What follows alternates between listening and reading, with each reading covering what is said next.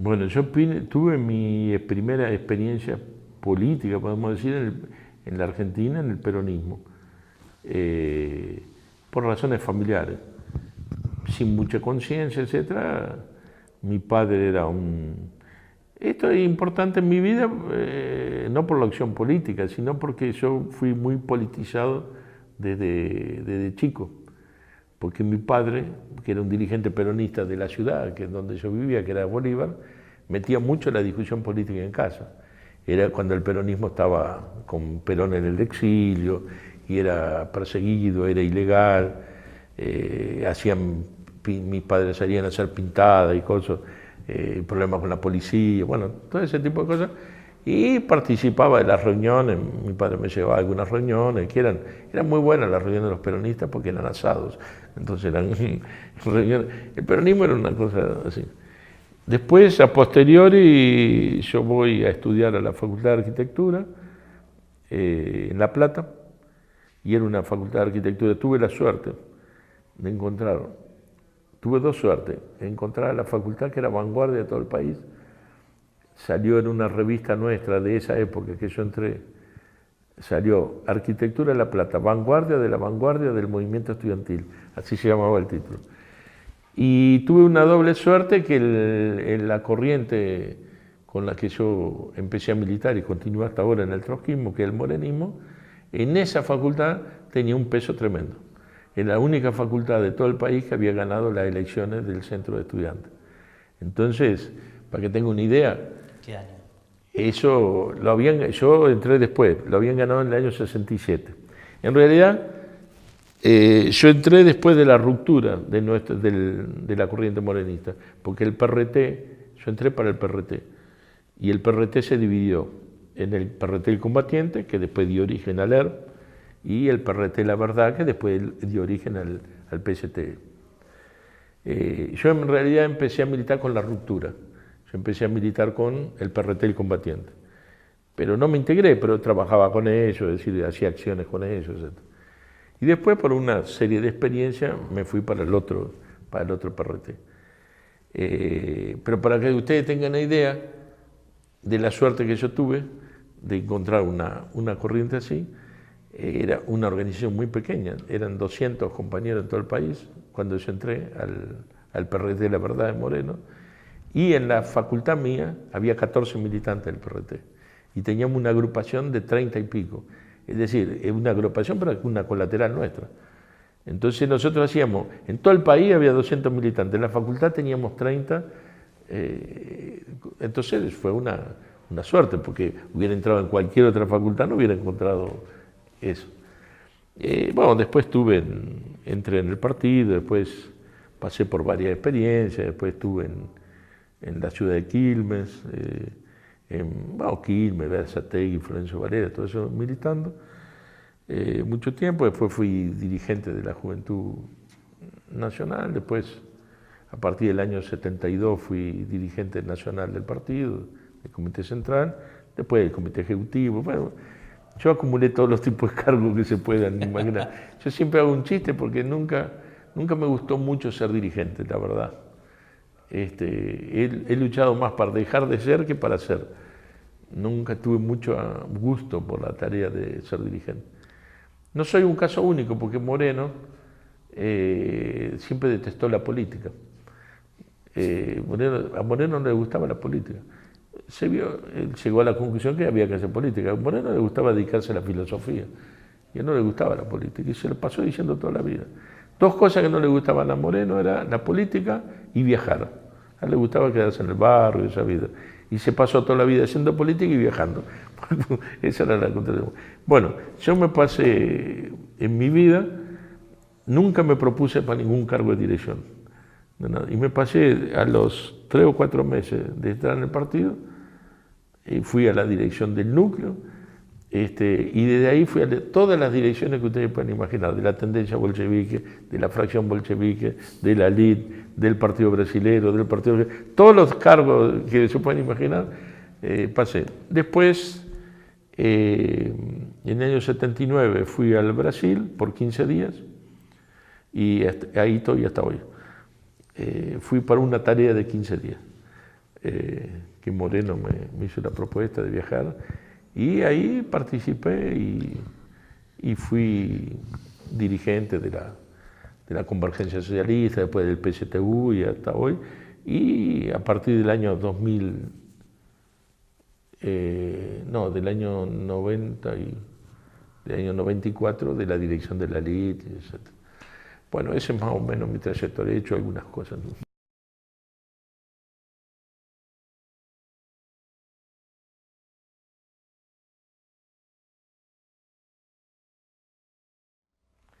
Lo conocí a Moreno en el año 68. Primero le voy a contar una historia previa a eso. Yo entré al partido en el año 68 y a los 2 o 3 meses lo conocí a Moreno porque fue a la regional nuestra, hicimos un plenario de la regional. Pero era un plenario de toda la regional que se hizo en una sala, en un cuarto, eran, qué sé yo, 20 y pico, 30 personas, no sé lo que era. Pero toda, y Moreno vino para charlar. Pero le quería contar porque yo venía de esa experiencia en el peronismo. Entonces cuando entré al partido, me dijeron para entrar al partido, qué sé yo. En realidad no me dijeron para entrar al partido, yo pedí entrar al partido porque venía haciendo actividad y escuché que estaban convidando a 2 compañeros para una reunión, que después descubrí que era una reunión para captarlo, y yo pregunté, ¿yo puedo ir a esa reunión? El compañero quedó medio así, que dice, bueno, sí, está. Y era en realidad una reunión para incorporarlo al partido.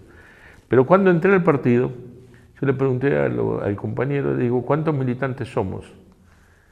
Y me dijo 200.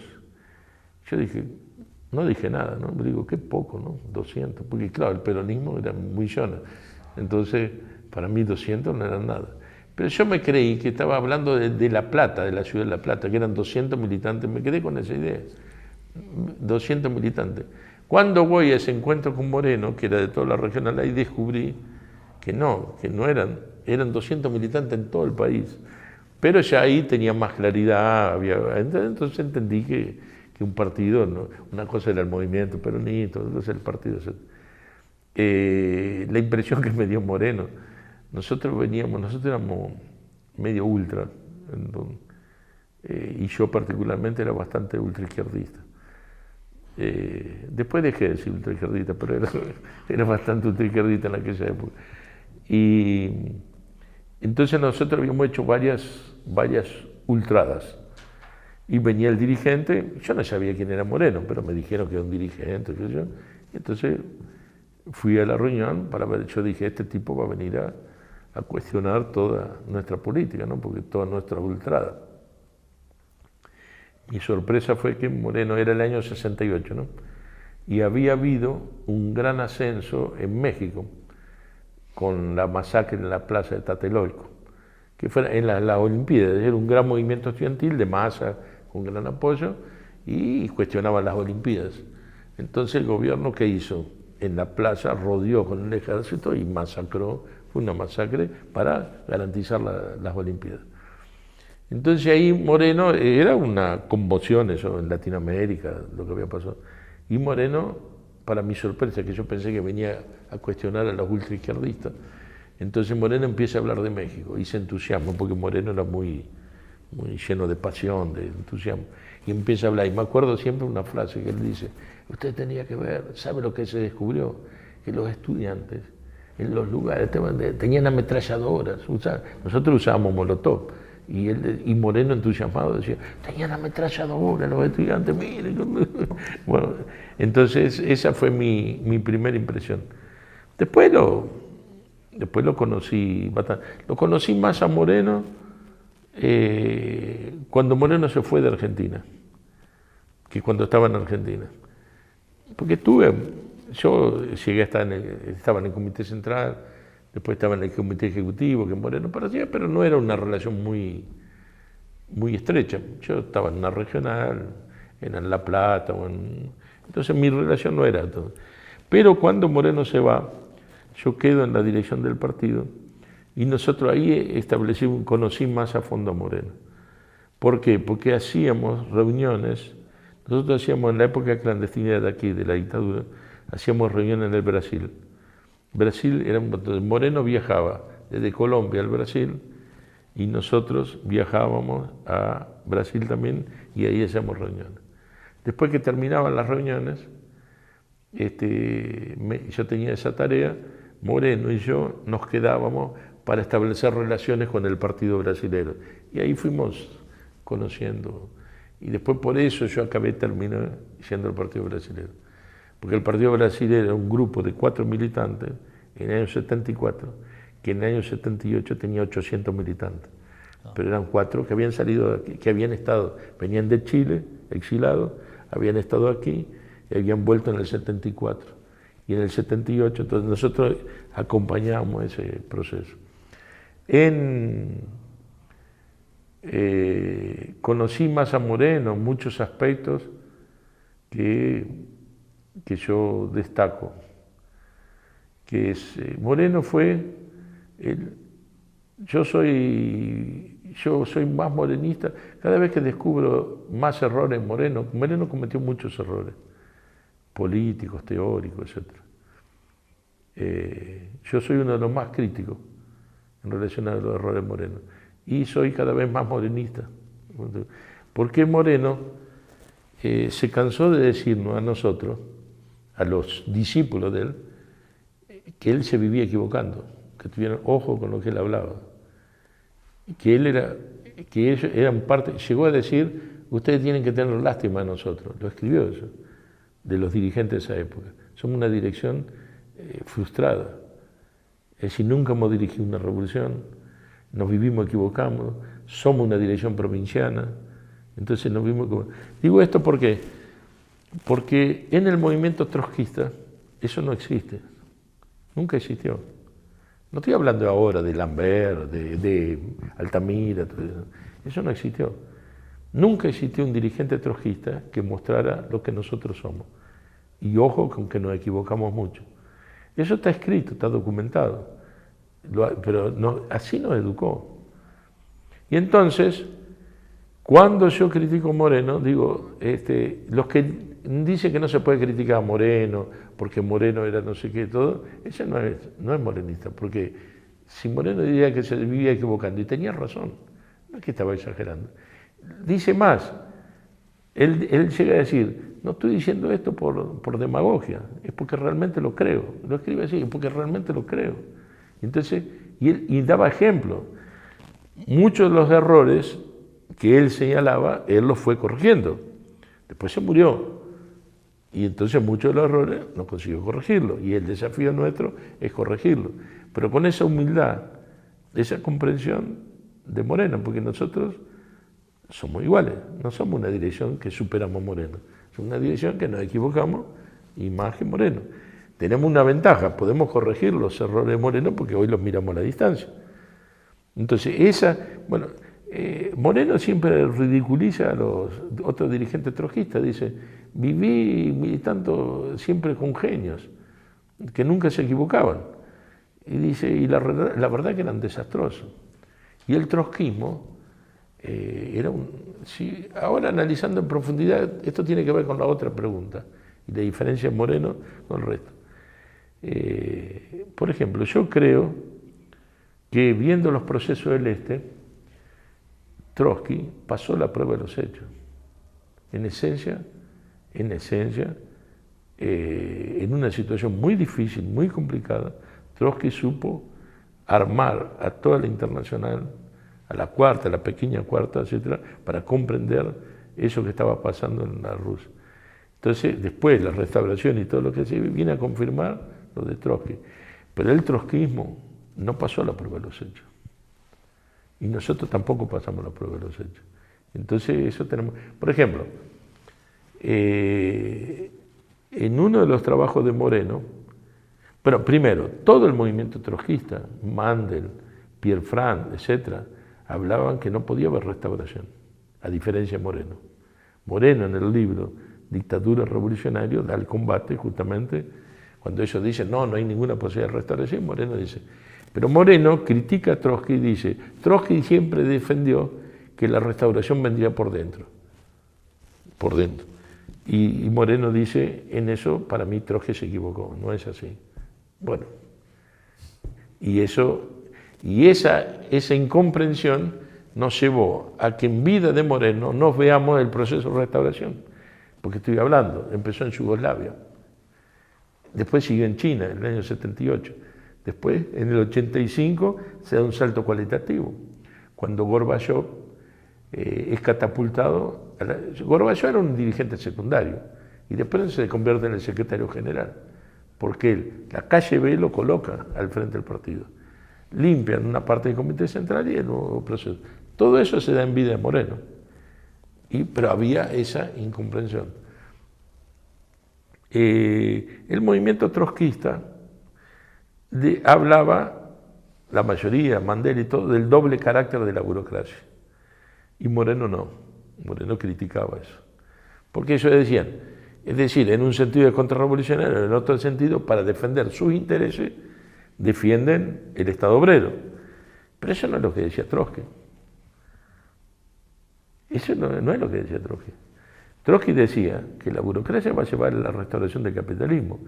Y en la revolución tradicional explica las razones sociales de que ellos precisan de ir hacia el capitalismo, aunque se enriquezcan vía el aprovechamiento.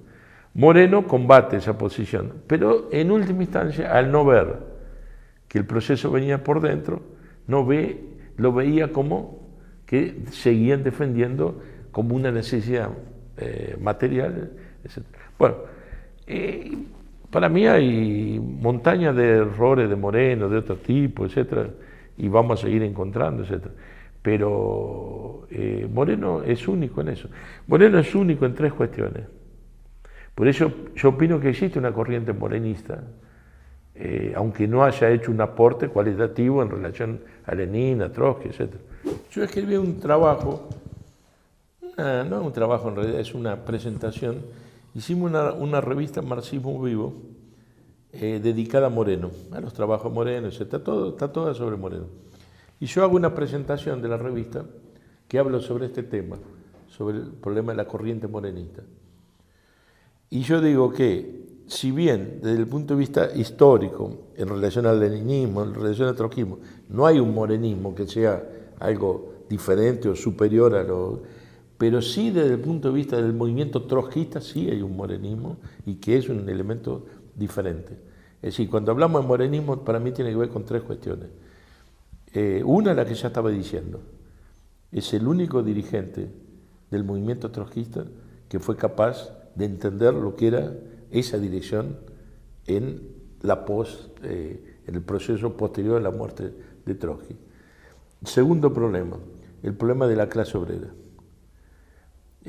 Para mí hay un diferencial de Moreno que es su obsesión por construir el partido de la clase obrera. Es decir, el trotskismo, todo tiene que ver con toda la historia. Cuando comienza la construcción de la corriente nuestra, internacional, comienza en ese sentido, toda esa experiencia de villa pobladora. Pero eso no se cambió. Esa fue una experiencia, es decir, un grupo de jóvenes que va hacia eso. Pero no ha sido la única corriente que hizo eso, etc. El problema es que eso dio una continuidad. Eso es por momentos nos hemos alejado, etc. Por ejemplo, Moreno en el libro Conversaciones hace un balance autocrítico, que en un momento perdió esa orientación en relación a la Revolución Cubana, pero después vuelve esa orientación. Es decir, ese problema de clase que tiene que ver con el marxismo, que tiene que ver con el bolchevismo, que tiene que ver, eso ha sido un diferencial eso no ha sido el movimiento trotskista, pero el morenismo sí. Y la tercera cuestión es la cuestión de la internacional. Toda esa batalla que Moreno dio para construir la internacional, para que la internacional no tuviera un carácter federativo, que para la internacional no tuviera el problema del partido madre. Es decir, eso ha sido un diferencial. No por casualidad, hoy en día somos prácticamente la única corriente internacional que funciona con ese criterio, que era el criterio de los bolcheviques. Por eso a mí me dejó impactado ver los congresos de la Tercera Internacional y ver los actos que hacían. Porque los actos que hacían los grandes oradores, los grandes dirigentes de la tercera, ¿quiénes eran? Los rusos. eran los que estaban dirigiendo la guerra civil, los que estaban dirigiendo el Estado, los que habían tomado el poder. Esas eran las grandes figuras. Esos no eran los grandes oradores. Los grandes oradores eran representantes de muchas veces pequeñas organizaciones. Pero eso los catapultaba. Por ejemplo, los bolcheviques construyen la Tercera Internacional con una dirección que es el Partido Bolchevique y después pequeños partidos en relación a eso, pero ellos son minoría en la Tercera Internacional. Y esa es la política de los bolcheviques. Entonces, esa continuidad histórica ha sido defendido por Moreno y solo por Moreno. Por ejemplo, los americanos, el SWP, que Moreno los consideraba nuestros maestros, y eran en gran medida, ellos tuvieron un criterio muy malo. Ellos no se pusieron a la cabeza de construir la internacional. Cuando se divide la internacional, el pablismo, por un lado, sigue haciendo los congresos, el otro era la mayoría, y no hace ningún congreso, porque nosotros no podíamos garantizar eso. Moreno era un pequeño grupo, pero los americanos tienen un partido construido por Trotsky, con 2.000 militantes, que es los que se tenían que poner. No hubo ningún congreso, ningún encuentro, no hubo nada. Es decir, no tenían el criterio a fondo. El criterio a fondo de Moreno, que no viene de Moreno, viene de la Tercera Internacional, viene del criterio de Trotsky cuando funda la Cuarta, etc. Entonces, esos tres elementos, entonces, podemos descubrir 1000 errores más en Moreno, pero esos tres elementos son la clave para superar cualquier error, de Moreno, nuestro, etc. Es decir, ¿cuáles son? Es la internacional, la clase obrera y la humildad para saber quiénes somos. Bueno, por eso yo digo que Moreno es mi maestro y nuestro maestro. Después podemos descubrir cualquier error, 1000 errores, todo eso no cambia la historia. Un día, eso lo escribí, hicimos un libro que no sé si ustedes lo compraron de homenaje a Moreno, que tiene entrevista con varios dirigentes. ¿Lo conocieron? Y en ese libro yo cuento una historia sobre Moreno, porque un día estaba conversando con él y él me confesó, una especie de, estamos comiendo pizza, así una cosa, y una especie de confesión, y él me dijo que él tenía un problema, es decir, toda vez que daba una política, él tenía mucha pasión para las cosas, entonces cuando él daba una política, era su argumentación, etcétera, pues claro, una vez que defiende una política, la defiende, ¿no? Pero ¿cuál era la crisis que él tenía? Después que él daba una política, él tenía grandes dudas si no se había equivocado. Porque, como sabía de sus limitaciones, dice, no será una nueva vez que estoy cometiendo un error. Entonces, ¿qué él hacía? Él tenía un mecanismo que pocos tienen. Él daba una política, convencía a todo el mundo, y él me dijo una frase que me quedó grabada: el único que no estoy convencido soy yo. ¿Por qué? Porque partía de sus limitaciones, y entonces decía, todo el mundo... Bueno, eso lo viví yo en torno a la Revolución de Portugal, esa experiencia concreta. Un día se hace un comité central, fue cuando el proceso de la Revolución Portugal, él estuvo en Portugal, etcétera, viajó, acompañó y después escribió un trabajo, bueno. Y él viene, presenta en el comité central una elaboración que fue fantástica para mí, me pareció muy buena y ganó a todo el mundo. Al único que no convenció fue él. ¿Cuál era esa elaboración? Él comparaba el movimiento de las Fuerzas Armadas, que estaba encabezando el proceso revolucionario, como una dirección pequeña burguesa, etc., muy parecido al movimiento 26 de julio de Cuba. Y que entonces Portugal, lo más probable es que iniciara un proceso similar al cubano, de expropiación de la burguesía, etcétera, etcétera. Bueno, esa era su análisis, y todo una cosa muy elaborada, etc. Bueno, y nos convenció a todos. Al único que no convenció es a él. ¿Y cómo descubrí eso? Eso después me lo contó, pero ¿cómo lo descubrí? Porque pasó 10 días, una cosa así, de ese comité central que todos salimos fortalecidos, etc. Teníamos un grupo en Portugal, ese proceso, esa elaboración, todo. Además en Europa, es decir, un proceso como el cubano, pero en Europa era... Y él se convoca a una reunión de comité central. La reunión del comité central era cada 2 meses.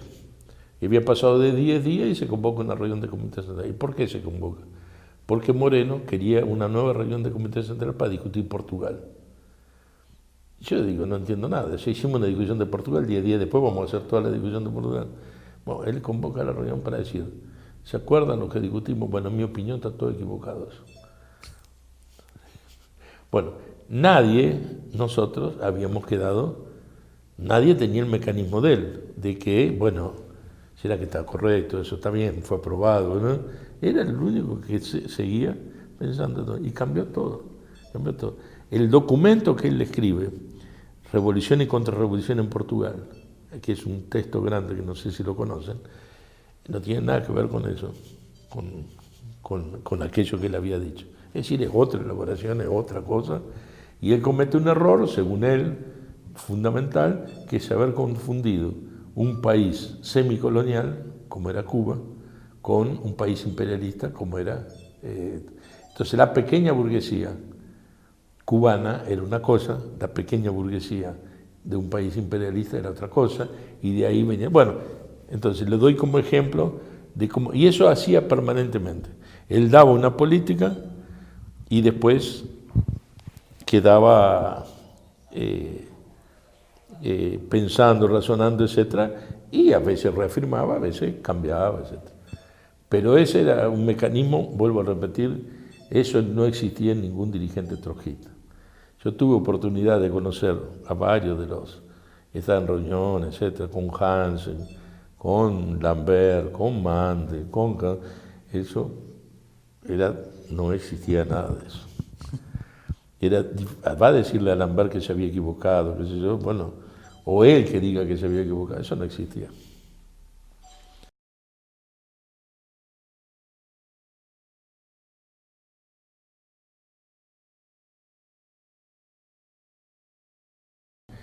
Fue un periodo difícil, aunque yo no creo que haya sido el periodo más difícil nuestro, de militancia en relación al tema de seguridad y de los problemas. El periodo más difícil para mí fue el último periodo antes del golpe, cuando nosotros tuvimos varios compañeros asesinados. ¿Y por qué digo el periodo más difícil? Porque nosotros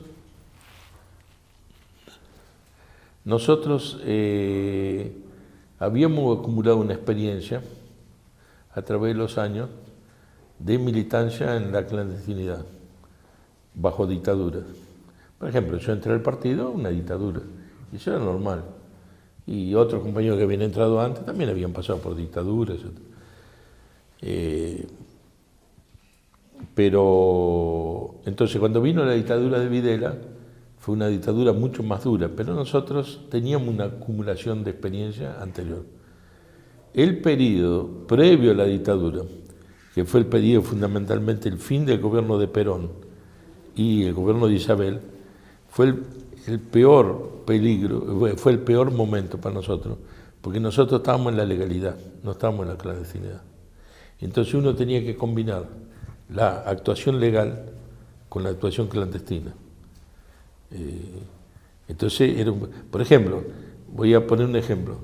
En ese periodo comenzamos a recibir los ataques fascistas, empezamos a defender las sedes. Nosotros teníamos por ejemplo, teníamos en la sede muchas armas y cosas para defender. Teníamos una gran contradicción en eso, un problema militar. Nosotros defendíamos las sedes y podíamos resistir un ataque de los fascistas en la sede. Y cuando salíamos a la sede, nosotros no podíamos salir armados, salíamos desarmados. Y eso era una situación, etc. Después, nosotros estábamos haciendo actividades públicas. Nuestros compañeros eran dirigentes obreros, etcétera, etcétera. Pero estaban los grupos de las 3A que los podían secuestrar, etc. No estamos en la clandestinidad, estamos en la legalidad, con medidas de seguridad. Pero ese fue el periodo más difícil. Por ejemplo, yo estaba en La Plata el día que yo estaba ahí, cuando mataron 8 compañeros. Cuando mataron los 5 compañeros, nosotros estábamos en la sede del partido. Dentro de la sede del partido estábamos defendidos. Pero 3 compañeros que salieron de la sede del partido fueron secuestrados y fueron muertos a una cuadra de la sede del partido. Eso es justamente. ¿Y por qué fueron muertos? Porque ellos salieron de la sede. ¿Y por qué salieron de la sede? Porque fueron a denunciar en el trabajo de un compañero el asesinato en la noche, iban con volante porque era actividad pública y fueron secuestrados los 3 que se sumaron a los 5 de la noche anterior. Entonces eso era, por ejemplo, actividad legal y defender la sede, actividad legal y clase clandestina, es decir, la relación con los compañeros en la fábrica que era abierta. Bueno, ese fue un periodo muy complicado. En ese periodo tuvimos varias pérdidas, ¿no? De asesinatos, además de prisiones y cosas. Por ejemplo, Páez, que era un dirigente obrero importante nuestro, y Matosas, que murió hace poco tiempo, fueron presos en la época de Isabel y después solo largaron al fin de la dictadura. Es decir, esos fueron presos, pero tuvimos la muerte del Indio Fernández en la zona norte, tuvimos el asalto a la sede de Pacheco, que mataron 3 compañeros, ¿no? Después el asesinato de César.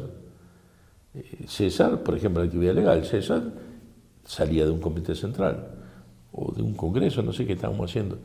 Después tuvimos la masacre de La Plata. Bueno, en ese periodo era el periodo más difícil. La época de la clandestinidad, yo hoy estaba hablando con un compañero que está haciendo un libro, con Ricardo de Tito, y yo le decía, porque él decía, en el primer momento nosotros, hubo compañeros que fueron secuestrados en la fábrica, que eran dirigentes, y que nosotros no los sacamos de la fábrica. En el primer momento nosotros no los sacamos. Moreno estuvo, no sé si ustedes saben, pero Moreno no salió del país después del golpe. Inclusive Moreno no salió por razones de seguridad de aquí. Puede haber sido un error. Moreno salió, el golpe se da en marzo y Moreno salió en agosto. Y entonces Moreno estaba con nosotros en el comité ejecutivo, etc. Moreno sale, la medida de clandestinidad, no por razones de seguridad, sino por el trabajo internacional. Porque nosotros habíamos fundado la tendencia bolchevique y precisábamos que funcionaba a partir de Argentina. Precisamos un país donde exista legalidad para la comunicación con el resto de los países. Desde Argentina estábamos aislados por la dictadura. Por eso Moreno va para Colombia. Eso. Pero le estaba diciendo al compañero, nosotros enfrentamos, el primer problema que enfrentamos con la dictadura, nosotros no preveíamos una dictadura de esas características, porque nunca había existido. Nunca había existido. Nosotros habíamos pasado por dictadura, sabíamos que en la dictadura había que tomar medidas de seguridad, habíamos pasado por prisiones, habíamos pasado por tortura, habíamos pasado por todo. Pero, por ejemplo, una cosa que nunca habíamos vivido es el secuestro. El secuestro con desaparición. Secuestro sí, pero secuestro con desaparición no. Eso no había existido en la Argentina. En realidad no había existido en la Argentina ni en los otros países de Latinoamérica. Había habido represión, muerte en las calles, todo eso. Pero el problema de un compañero va preso legalmente, digamos, por la policía todo, y desaparece, o por el ejército y desaparece, y nunca más aparecieron. Eso no existía. Entonces, el partido fue heroico. Por ejemplo, en la tortura, el partido era conocido por la policía como los que no cantaban, no entregaban nada, porque no fue todo así. La izquierda, eso tiene que ver con convicciones ideológicas. Yo me acuerdo de un compañero que después era dirigente de los correos nuestros, que era de aquí de Avellaneda, que nos contaba que lo estaban torturando a él y pasó un tipo y le dice que lo estaba torturando, pero pará con eso, si ese es del PCT, ese no va a cantar nada. Es decir, la idea que estaba en la policía era eso. Era muy difícil que alguien cantara. Y la realidad fue esa. La realidad, por ejemplo, era común en las organizaciones de izquierda, en Leer, y el Leer era mucho más, eran diferentes de los montoneros, pero era común que después de la prisión de un compañero de ellos caían un montón de otros compañeros, porque eso era común, por eso había que limpiar las casas y todo. El criterio nuestro es que no se podía cantar nada, porque en las otras organizaciones había la idea de no habla durante los 2 o 3 primeros días y después habla, etcétera, etcétera. Nuestro criterio era opuesto. Nosotros no decíamos nada, inclusive porque nosotros opinábamos que por más que hablara no iba a mejorar nada la situación. Entonces no hablábamos nada, ese era el criterio. Bueno, hubo casos, compañeros que se quebraron, que hablaron, etcétera. ¿Cuántos?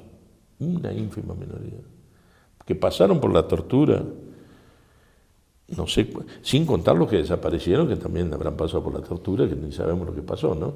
Pero sin contar eso, los que después salieron, hubo casos, compañeros que después fueron sancionados, etc. Pero fueron una ínfima minoría, una ínfima minoría. Entonces, eso fue increíble. Increíble, ¿no? Por ejemplo, yo me acuerdo, eso también tiene que ver con Moreno. Me acuerdo de una reunión, cuando se da el golpe, estamos en una reunión de ejecutivo y nos llega la información, no sabíamos bien lo que era el golpe, porque todavía no había habido secuestro, ¿no? Pero nos llega la información que una compañera, había un local aquí en Barracas, y esa compañera fue presa y le pegaron, no la torturaron, pero la pegaron, la humillaron, etc. Y ella cantó de todo. Y no había sido, bueno, pero la habían pegado, asustada, ella cantó de todo. Y era el otro día. Bueno, llega ese informe del comité ejecutivo y entonces Moreno dice hay que expulsarla ya. Y causó duda en algunos compañeros, pero en la minoría, ¿no? Me acuerdo de un compañero que dice, bueno, pues uno no puede saber hasta qué punto la tortura. Y Moreno dice lo siguiente, dice, mire, empieza la dictadura, recién empieza.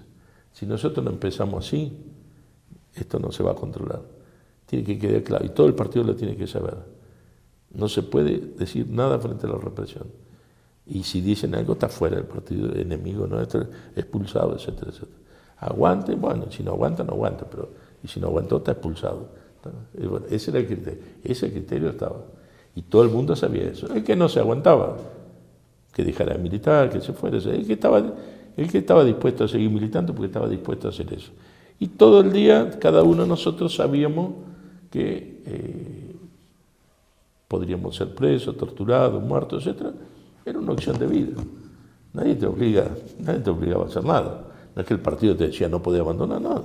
Si quería abandonar. Ahora, hubo muy pocos que abandonaron la militancia por eso, ¿eh? Muy poco. No es que todo un sector del partido se fue, que estaba claro que no se podía cantar, no fue eso. El partido se quedó. Entonces eso es, bueno, después era una vida complicada, porque inclusive económica, compañeros que, qué sé yo, aquí en el Brasil es diferente, pero aquí en la Argentina es muy difícil alquilar una casa, porque en el Brasil uno alquila una casa y no paga nada, paga recién después que se vence el primer mes. Uno va a una inmobiliaria, alquila una casa, no paga nada para la inmobiliaria, presenta los papeles y después del mes que está viviendo paga el primer mes de alquiler. Así es allá. Aquí no sé si cambió, pero eran 3 meses, 1 para la inmobiliaria, 2 de depósito, 3 de depósito. Bueno, ¿qué pasaba? Era todo un esfuerzo alquilar una casa. Bueno, ¿qué pasaba? Había algún problema de seguridad y había que discutir con el compañero, dejar la casa. Entonces había 3 meses que estaba en una casa nueva, que había depósito y todo eso, y tenía que ir para otra casa. A veces podía alquilar, otras veces no podía, a veces el partido podía ayudar, a veces no podía, y era toda una lucha. Y eran situaciones complicadas con la familia, etc. Por ejemplo, les voy a contar mi experiencia personal. Yo vivía en La Plata. Mi casa, de casa de mis padres, estaba muy quemada por el periodo anterior de legalidad, etc. Yo incluso había sido preso y me habían ido a buscar en mi casa, etc. Entonces yo no podía ir a casa. Pero más, yo tenía una excelente relación con mis padres, no es que era distante, no, teníamos excelente. Yo le dije que no los podía visitar más, y no los visité más. Y la forma de visitarlo a mis padres, pero no era una cosa particular mía, era todo. Hice una discusión para ellos que vendieran la casa y se cambiaran de ciudad. Entonces, gente ya vieja, vender la casa, cambiar, y viví clandestino. Bueno, ahí yo los visitaba, pero yo nunca supieron a dónde yo vivía. Y eso creaba un problema familiar, porque decía, pero ¿cómo no tenés confianza en nosotros? No es un problema de confianza, no se podía dar. Entonces ellos, si a mí me pasaba cualquier cosa, ellos no se iban a enterar, porque ellos no sabían ni dónde vivía, ni mi teléfono, inclusive en esa época no había celular, no había nada. Entonces, y ellos habían cambiado por nosotros y ellos no podían ni visitarme, ni saber dónde vivía, pero no era eso conmigo, eso era así. ¿Por qué? Yo no se los decía, pero ¿qué es lo que había pasado con otros casos? Que la policía llegaba en la casa, torturaba a los padres y los padres podían entregar. Entonces, yo por ahí no me entregaba, porque sí, bueno, pero el peligro. El problema es el tabicamiento. Por ejemplo, cada uno de nosotros no conocía. Yo estaba en la máxima dirección del partido, de todos los aparatos. Todo. Yo llegó una hora que yo no conocía ningún teléfono en ninguna casa, que era mi máximo objetivo, llegar. ¿Por qué? Porque yo tenía confianza en mí, pero ¿hasta dónde mi confianza? Y qué sé yo, ¿cómo iba a responder yo? La única garantía que yo no iba a entregar nada, no era mi confianza, era no saber nada. Y entonces, eso era pero eso creaba situaciones personales complicadas, es decir, era todo. Bueno, yo, por ejemplo, yo después les cuento una, hasta simpática, ¿no? Yo después me fui a vivir al Brasil. En el Brasil también había una dictadura, pero era una dictadura mucho más blanda que la de aquí, aunque había desaparecido, etcétera, muerto, pero mucho menos. Me voy a vivir allá, pero el problema del Brasil no era el Brasil, la represión en sí allá, sino el operativo Cóndor. El operativo Cóndor era integrado por la Fuerza Armada de Argentina, Brasil, Paraguay y Chile. Y entonces actuaban en forma conjunta. ¿Cuál era mi gran problema? Si yo era preso en Brasil, no era lo más probable que fuera secuestrado ni muerto, pero sí que me entregaran, me mandaran para Argentina. Y ahí estaba el problema. Entonces yo tenía que en el Brasil actuar con normas de seguridad que no correspondían a la realidad brasilera, pero respondían a la realidad. Bueno, entonces un día yo tenía una compañera que fue mi compañera hasta que murió ella hace poco tiempo atrás, y fuimos a ver una película, pero hacíamos como un año que vivíamos juntos. Fuimos a ver una película que era El último tango en París. En la película El último tango en París, ellos se encuentran casualmente, Marlon Brando y María Snerder, se encuentran casualmente y después ninguno de los dos sabe su verdadero nombre, porque era un encuentro así. Bueno, y ella me comenta eso. Y ella me dice, extraño, eso no sabía el verdadero nombre. Y digo, y vos tampoco sabés mi verdadero nombre. ¿Cómo no? ¿Vos sos Martín? No, yo no soy Martín. Ahí le confesé mi verdadero nombre. Después de estar un año viviendo juntos con ella, etc., ella no sabía mi nombre. Entonces, si había un problema legal, etc., no sabía mi nombre. Bueno, vuelvo a repetir, esa era la situación que se vivía. ¿Hasta dónde había una contradicción? La contradicción se tornó más aguda cuando empezó la resistencia al movimiento obrero, que es en el año, fundamentalmente en el año 97, porque se da una etapa contrarrevolucionaria, pero no la típica etapa contrarrevolucionaria, de derrota histórica. Se da parecido a lo que pasó en España en el último periodo, que se mantenía en la etapa contrarrevolucionaria, pero con gran resistencia al movimiento obrero. Y aquí se da eso, aquí hay grandes huelgas bajo la dictadura, es decir, la huelga ferroviaria, la huelga del subte aquí, es decir, movimiento en fábrica. Inclusive nosotros tuvimos dudas si no había cambiado la etapa en el 97. En el 97, no, en el 77, estoy hablando, estoy perdiendo los años. Bueno, ahí la contradicción aumentaba, porque el partido estaba obligado a hacer una actividad cada vez más abierta para intervenir en esos procesos, pero cada vez más con brutales problemas de seguridad. Porque si no hay una huelga, uno hace una actividad súper clandestina dentro de la fábrica. Cuando viene la huelga, ya uno es diferente. Ya uno tiene que hablar, tiene que aparecer, etc. Y las medidas de seguridad, bueno, eso trajo problemas, es decir, contradicciones. Ahora, el partido fue heroico. Eso sin duda, sí. No solo en la tortura, en la continuidad de la militancia, porque para repartir un periódico, por ejemplo, ¿cómo se repartían los periódicos? Por ejemplo, imprimir el periódico nosotros lo resolvimos bien, porque nosotros montamos 3 gráficas clandestinas aquí y nunca fueron descubiertas. Nosotros teníamos 3 gráficas clandestinas. Y el periódico se hacía una vez por mes, una vez se hacía en una fábrica, en una imprenta, el otro mes en la otra, el otro mes en la tercera, entonces cada 3 meses se imprimía. Y esas gráficas tenían un trabajo normal hacia afuera, hacían todo tipo de trabajo, y una vez cada 3 meses imprimía un material clandestino. Era todo un operativo, etc. Pero el gran problema no era hacer el periódico, el gran problema era distribuir el periódico. Porque hoy en día, vía internet, etcétera, uno podría mandarlo para Tucumán, etc. ¿Cómo hacer para distribuir el periódico en todo el país en el medio de esa situación? Y lo hicimos, y lo hacíamos.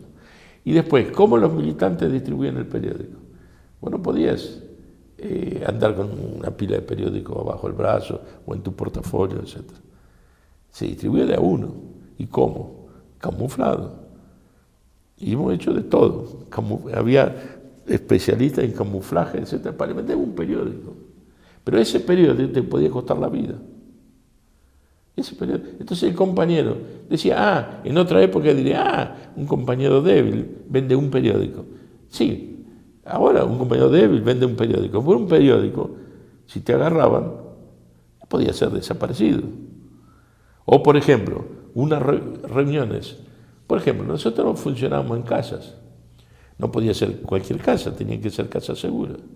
Nosotros funcionábamos en casa de muchas veces, la mayoría de las veces, de simpatizante. Fíjate la situación del simpatizante. Él no era militante, pero vos hacías la reunión en la casa que podía dar problemas, porque podía llamar la atención, una cosa extraña, te aparecía la policía y llevaban a todo el mundo, o el ejército. Y nosotros no paramos nunca de funcionar. No hicimos cosas que después nos perjudicó mucho. No hicimos, por ejemplo, en todo el periodo ese, nunca hicimos una reunión del Comité Central. Pero hacíamos reuniones del Comité Ejecutivo, regularmente. Varias veces las tuvimos que levantar porque había cualquier movimiento, etc. Hoy le contaba a Ricardo, le contaba, cosa que nadie sabía. Nosotros hicimos un Comité Ejecutivo paralelo, pero no era paralelo como dirección. Nosotros hicimos el siguiente cálculo. Existe la posibilidad que en un determinado momento caiga toda la dirección. El Comité Central no se reunía porque era muy grande. Se reunía el Comité Ejecutivo que tenía 7 o 8. Pero podía ser preso todo en una reunión. Y entonces montamos un ejecutivo que el único objetivo tenía. Hicimos 2 o 3 reuniones nada más. Que el único objetivo, el día que caigamos todos presos o desaparecidos, ese ejecutivo asumía la dirección. Y entonces eran compañeros que tenían conexiones con diferentes. Bueno, eso era un poco las experiencias. Después está lleno de anécdotas que hoy en día no, es para reírse. No me acuerdo una anécdota. Organizan una reunión, un plenario, era de la juventud, un plenario era de 10, 15 compañeros. ¿Sí? Entonces, ¿cómo lo organizan? Lo organizan en una casa de un compañero que tenía una churrasquería, un asador ahí. Entonces dice, vamos a hacer un asado en casa, cosas de jóvenes ahí, y hacemos, y la madre no sabe nada. Bueno. Y entonces llegan en el tren para esa ciudad y el compañero tenía que ir a buscar, iban con pelota de fútbol, todo, tipo piña así para pasar el día, jóvenes que se van a reunir, ¿no? Pero cuando llegan, el compañero que lo tiene que ir a buscar no está. Y entonces se quedan ahí esperando y el tipo no aparece, el compañero. Bueno, pero hay uno que había estado en la casa. Entonces yo más o menos creo que me acuerdo. Y empiezan a caminar y dicen, me parece que es aquí. Llegan a la casa, tocan la campanilla y la atiende una mujer. Y le dice, ¿a dónde está? Le preguntan por el hijo que se llamaba Juan, qué sé yo. ¿Juan no está ahí? No, Juan fue a una reunión de la biblioteca, no sé qué, le dice. Dice, porque habíamos quedado, pero este Juan nunca me avisa. Habían quedado, bueno. Y dice, pero pasen, él ya va a venir. Qué sé yo. Bueno, y el Juan no aparece. Y empiezan a hacer el asado, etcétera. Y la madre los ayuda, le prepara la ensalada, hace todo, y hacen la reunión, hace el plenario, hace todo. Y se van, y el Juan no apareció. Y se van. Juan siempre es lo mismo, un irresponsable. Bueno, al otro día se encuentran con el compañero y le dice, hijo de puta, ¿no apareciste en tu casa? No, disculpame, tuve un problema. Mi mamá se pasó mal, tuvo un problema en el corazón, la tuve que ir internada en el hospital, me quedé con ella. Digo, ¿cómo? Si nosotros estuvimos en tu casa, no, dice, si mi mamá está internada. Y dice, ¿pero dónde ustedes fueron? Pero esa no es mi casa. Es decir, habían entrado en una casa que no tenía nada que ver. Por suerte, el chico no apareció en toda la casa, hicieron el asado, hicieron todo, bueno, ese tipo de cosas aparecían en esa época. Bueno, no, sí, una palabra de cierre. Tiene que ver con la película, volviendo a la película. Hay una parte de la película que dice, Cabeza, creo que, no, Cabeza dice, que nosotros siempre decimos, en realidad es una frase de Moreno, es decir, no hay ningún Dios que diga que nosotros no podemos ganar. Y eso no es una idea utópica, porque los obreros demostraron en la Revolución Rusa que se puede ganar. Y entonces no hay nadie que diga que nosotros no podemos ganar. Una cosa es, ¿será fácil o será difícil? No, es difícil. Es difícil ganar. Es difícil hacer todo eso. ¿Y la Revolución Rusa fue fácil? No, fue sumamente difícil. Pero todo es difícil. Para el burgués, para el que viene el burgués, no todo es difícil. Pero para el trabajador, para el explotado, todo es difícil. En la vida cotidiana todo es difícil. Cada cosa, cada paso es un desafío. Entonces nosotros tenemos ese desafío. Ahora, si nosotros no ganamos, si no repetimos la experiencia de la Revolución Rusa, la humanidad no tiene futuro. Puede ser que nosotros sí tengamos un futuro, pero nuestros hijos, las nuevas generaciones no tendrán ese futuro de poder sobrevivir como mínimo. Hay datos impresionantes. Por ejemplo, lo que más aumenta en el mundo, en índice comparativo, es el suicidio, en especial de la juventud. Es decir, eso se ve la falta. Bueno, los datos de la naturaleza, todo eso, indica un mundo que va hacia su destrucción. Si es que no lo destruyen antes, vía alguna hecatombe nuclear, etc. Por ahí los burgueses, antes de llegar a la destrucción que ellos están provocando, organizan la destrucción masiva. Bueno, la victoria del socialismo es posible, necesaria y posible. Esa es mi conclusión.